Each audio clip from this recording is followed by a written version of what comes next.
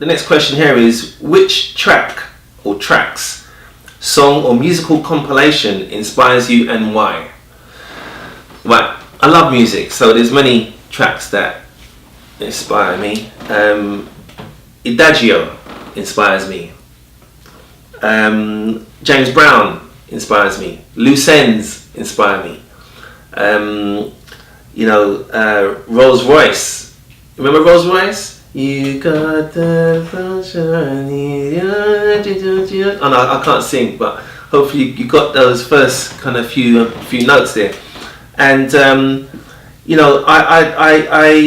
and they inspire me because, well, James Brown, going back to James Brown, again, revolutionary. I watched his film the other day, an amazing film, and it's true. I mean, his music's called James Brown music. His music is not called jive or jazz funk or swing or whatever term people use to describe music. He's got his own unique beat, and I just love James. If I go to a party, I always ask them to put on the James Brown track. Usually they don't. They look at me and like what's this geezer talking about?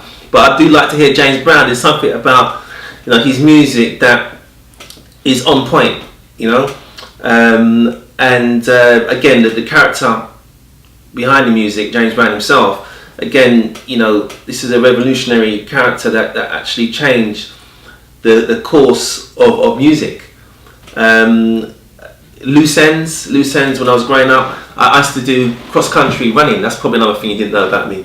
I used to be a champion cross country runner, and never beaten ever until I went to run for my country, and I came third in the whole of the country, basically, right?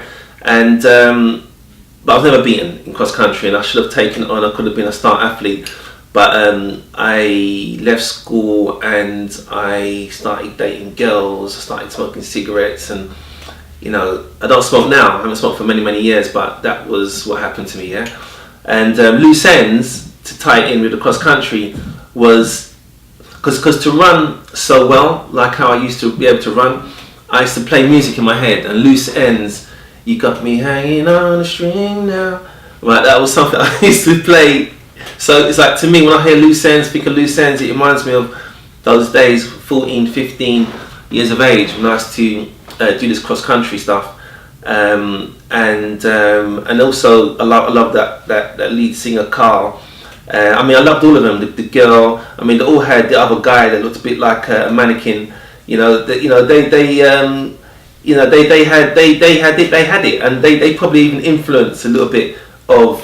So I know I look away, but it's like I'm just looking into the distance there to get my words. It can be a bit intense as looking straight all the time.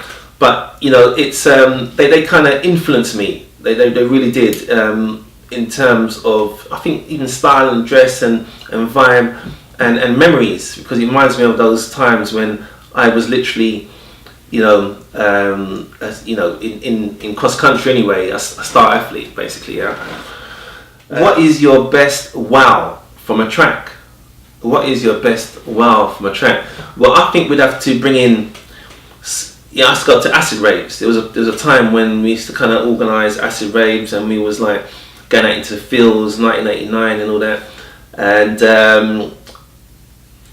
I don't even remember some of these songs, but in terms of probably inspiration, the songs I used to hear, like I got the power, and there's even instrumental songs. There's this, that's a question I can't answer. You have to be able to plug jack into my mind to actually hear what I'm trying to kind of give you. But that whole period, there were so many songs, lounge music songs, garage songs, acid tracks that basically took my soul, my spirit. And I know anyone out there that was around in 89, 90, you know exactly what I'm talking about. People who weren't part of that scene, they'll never know, but people who were there know that this was something which, the music will take you to a complete different level, mentally, spiritually, so this is what I think about when I read this question, what is your best wow from a track? There's so many, but they would have had to been from that era. What book would you recommend to others to read and why? Okay, again, I'm an avid reader. I read books like non-stop, and again, the first books that come to mind is The Trick to Money is Having Some, by a guy called Stuart Wilde, and it talks about the relationship that we have with money, and it makes us question the relationship we have with money. And the reason why it's titled The Trick to Money is Having Some is that you've got to feel good about the money that you have, even if it's £1. Any lack, any feelings of lack is actually a way to block money from coming to you. You actually start to send it away. So it's very important to understand that, whatever you have, be grateful for it. It talks about being grateful, which I have to remind myself every day, and something which, there's so much things for me to be grateful, but the more you're grateful and the more you feel comfortable with what you have, is the more that attracts. So The Trick to Money is Having Some is the top book. The Richest Man in Babylon, by I think it's George S. Clason. It's a brilliant book. It teaches you about how to save money, how to invest money, and how to keep money, more importantly. And it's written in old kind of English, and it's just beautiful. I mean, that's another top book. Right, another great read is a book called The Science of Getting Rich, and it's by a guy called Walter D. Wattles. Yeah, and it's been called the pre-book to the Secret. So The Secret, as I'm sure everyone out there knows about, was inspired by this book. And to me, this is what people should be reading, not The Secret. The Secret is, it's good, but it's still it's a lower level. You know what I mean? You want to get to the higher level, and the source of where that sort of literature comes from. The Science of Getting Rich by Walter D. Wattles, a brilliant book. There's one other book I would have recommended. It's by, this is fiction, but it's by a guy called Sidney Sheldon. Very, very famous author, but I can't remember the name of the book.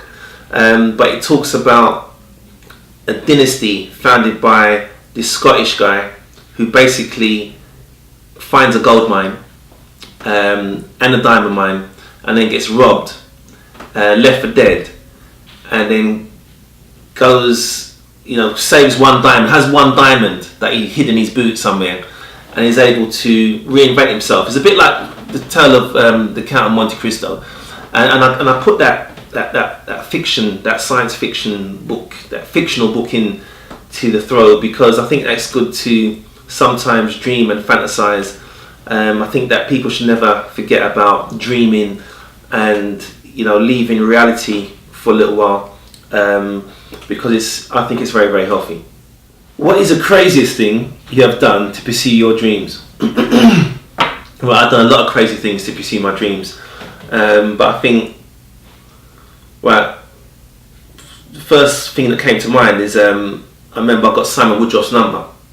Found his number from my sister's married to a guy that used to work for Channel 5, and basically he had Simon Woodruff's number, and I liked Simon Woodruff from watching The Dragon's Den, and basically that's another crazy thing, I'll talk about that in a minute.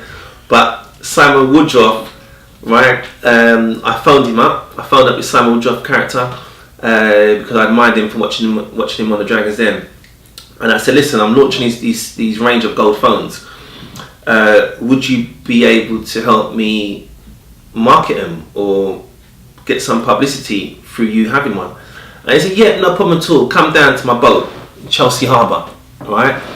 So went down to his boat in Chelsea Harbour.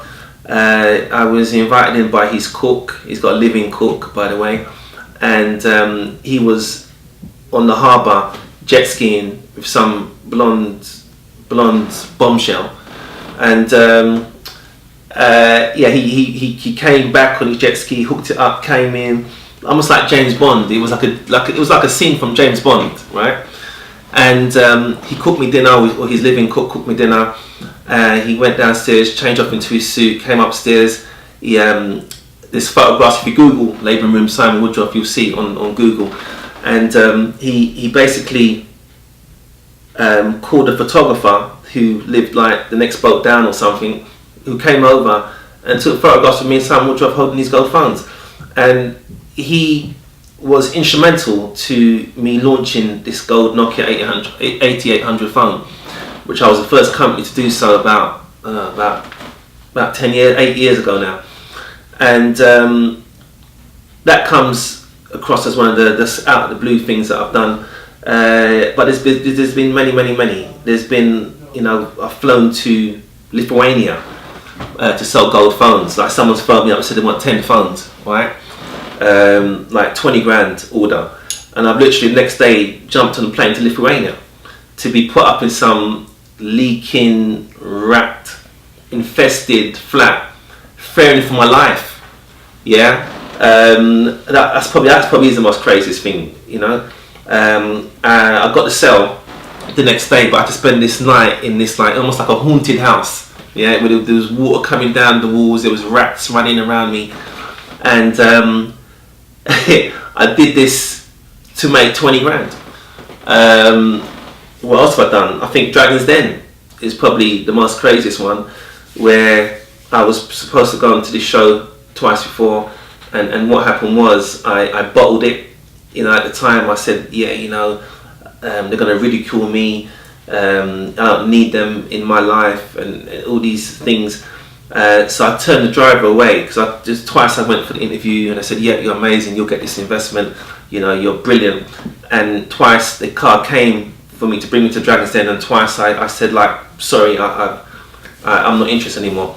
So the third time, a friend of mine had died, my best friend had died, a guy called Mark McKenzie, and what happened was he had changed me as a person, where I wasn't fearful anymore, because my friend who died was very good looking, he was a singer, he could have done modelling, could have done all sorts of things, but he never had the guts to get up on stage or to go to the modelling contracts. There were so many opportunities he had to excel and to shine, which he didn't take. And now he was dead, and it was like, this guy can't do these things now, even if he wanted to. So that changed me as a person, where I said, right, I'm not going to be fearful of anything, no matter how daunting it is. And there was another opportunity to go to Dragon's Den. Went on to Dragon's Den and got the first investment from Mr. James Caan. So that was probably, very crazy, very daunting, had to come out of my comfort zone completely, because when you walk up the stairs to seeing 5 people that have no smile on their face, because me, if I walk into a room, it's like, I want that eye contact, a little smile, and like literally these people to me seem soulless on that day, even though they're lovely. I've got to know them all, and they're lovely, the most generous, warm people ever. But when I walked up the stairs that first few seconds and I tried to get a little rapport of them, there was none whatsoever. And I had to talk over their heads just so their steely glaze, their penetrating steely look didn't affect me. So I had to not even look. When I couldn't get no eye contact with them, I had to look over their heads and talk, and that's what kind of helped me kind of get through that most frightening experience. And as I said, I got the first investment from James Caan, and 4 of them were out, and I thought, these people don't even know who I am. Let me tell them who this is before I go home with no money in my pocket. And I told them who I was, and James Caan felt the inspiration, he felt the passion, he felt my determination to succeed in life, and I got the money. Yeah, but it's interesting, because you're really at your best until you're pushed into a corner. So what I find is that we operate, we don't fire on all cylinders. It's not until our backs up against the wall that we can then come out firing, which is a shame, but this is just how human beings are. What are your coping strategies for when things are not going quite so well And do you have any relaxation techniques that help you to find balance? Well, I've got many relaxation techniques. Not all of them I can talk about in this forum, but I like to, as I said, I like to listen to classical music. I like to go on holiday. I like to go to the spa as well. I like to have a massage. I like to be pampered. I like to be cared for. I also like Tai Chi. Someone just reminded me. And I like anything which, basically allows me to connect with myself. Because I think sometimes, being the person I am, is that, it's almost like you're in a film all the time. It's like, my life's like a film. It's like, yeah, seriously, that's how I feel. I feel like I'm like some actor in a film sometimes, and it's how I've made my life. I've made my life like that because I love films. I love all that sort of stuff, And it's like sometimes you need to connect with yourself. Being this person, starring in this film called Laban Ruins' Life, you can disconnect with who you really are, and things like Tai Chi and things like my relationship with God. I'm not I'm not a normal Christian, even though I would call myself a Christian. And I say that in the sense that I'm not attached to a church or any churches, but I have my own relationship with God, which is the most important thing, because remember, everyone does have a view of who God is and what God is and what pleases him and what doesn't please him. And I think that the most important thing that anyone can do watching this is develop their own relationship with God and take it from there. But anything which can make you connect with yourself again is absolutely very important for survival, not even for life, but for survival. Any final advice of other tips, comments or suggestions to young people trying to make it in life? Yeah, other than believe in yourself and really try your best to know your own mind and take time out to know who you are, know what your skills are. I remember there was a time in my life where I had to take a step back and get my writing pad and write, what am I good at? And I wrote down things like, well, I'm good at selling things, I'm good with people, I'm good, I like gold, I like jewelry, I like, so I had to go through, like a step-by-step analysis of who I was and who I am, and I still do it to this day, because I'm still, this doesn't define me. You might hear that, in a few years' time, I'm doing something completely different, but it's got to be true to myself. Whatever it is in here, I need to discover what that is and evolve with it. Yeah. And so I think the first thing is, like I think Plato or Socrates said, is know thyself. Know yourself and what your skills are, what your aspirations are, what your weaknesses are.